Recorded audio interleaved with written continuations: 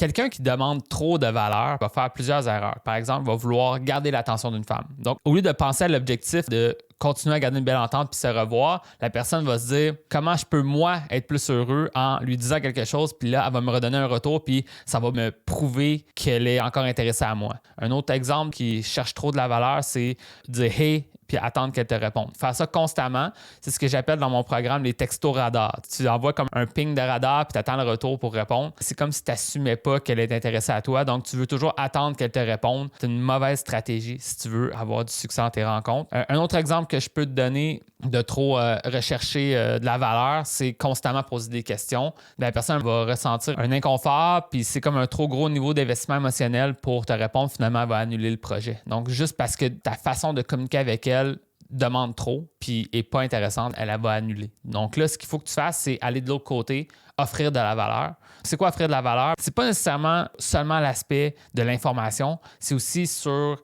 l'aspect des émotions que tu amènes. Donc, c'est vraiment quelque chose que j'enseigne dans mon programme, relié à la loi du transfert d'état. La loi du transfert d'état, si je peux te la résumer ici, c'est ton propre état émotionnel va impacter celui des autres. Donc, ce que ça veut dire, c'est que toi, tu veux te mettre dans l'état émotionnel que tu veux que l'autre personne soit en ta présence. Faut pas que tu sois insécure ou que tu aies peur que la personne ne s'intéresse pas à toi. Tu veux assumer qu'elle est intéressée à toi, tu veux être curieux d'en apprendre à la connaître, tu veux lui amener une belle énergie positive. Donc là, quand tu apportes de la valeur, c'est ça que tu veux faire. Tu veux vraiment que ce soit être de bonne humeur dans les textos que tu envoies. Pas nécessairement être à l'extrême, mais tu es de bonne humeur, tu n'es pas pessimiste.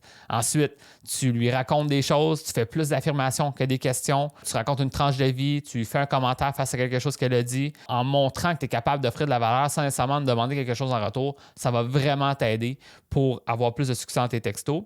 Puis, si elle ne répond pas, ça va être all good. Puis ça, c'est vraiment une autre piste qui est vraiment importante à comprendre. C'est que quand tu changes cette stratégie-là de texto à apporter de la valeur en premier, puis ensuite, s'il y a un intérêt mutuel, tu lui demanderas peut-être de te rencontrer ou etc., etc.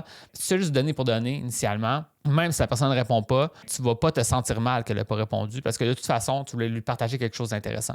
Puis, étonnamment, en apportant de la valeur en premier, les gens vont être plus enclins à répondre si ça leur tente de répondre. Donc, ce que ça veut dire, c'est que pour une personne qui s'intéressait déjà à toi, si tu apportes de la valeur en premier, ça va être comme naturel pour elle de te répondre sur ce que tu viens de lui dire.